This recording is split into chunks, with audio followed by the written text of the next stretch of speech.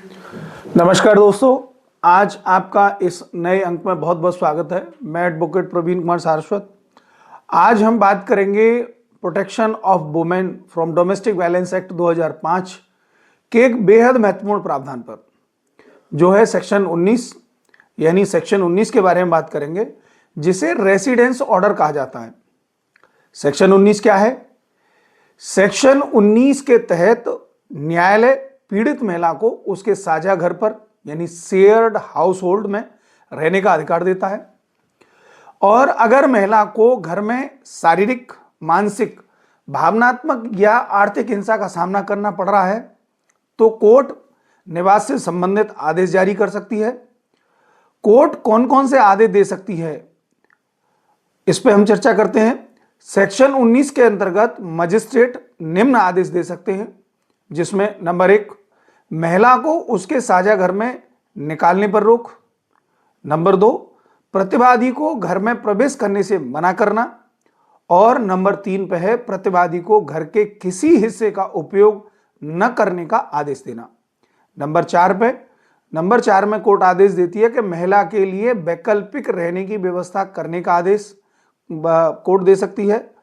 और नंबर 5 में यदि घर किराए का है तो किराया देने की जिम्मेदारी प्रतिवादी पर डालना, ये जो है कोर्ट आदेश दे सकती है। अब इसमें महत्वपूर्ण बात यह है कि महिला का नाम घर के कागजों में होना जरूरी नहीं है। यानी जिस साझी गृहस्थी की बात हो रही है या जिस भी घर की बात हो रही है, जरूरी नहीं है कि वो घर जो है महिला के नाम पे हो।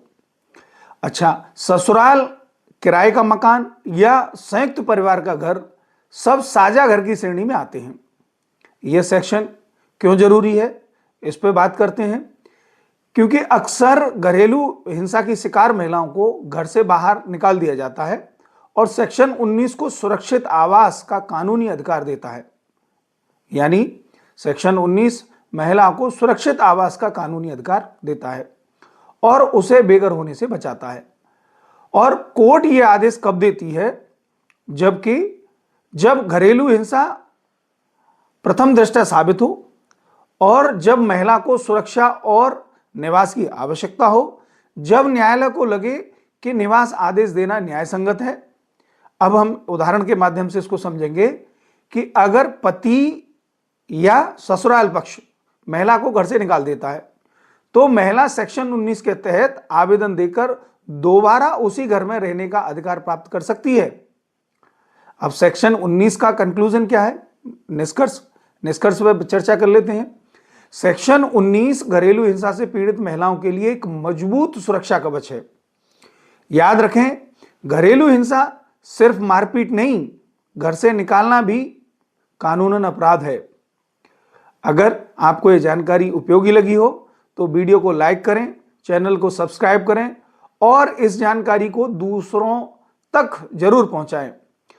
और आगे जो है अगले अंक में फिर आपसे मुलाकात होगी।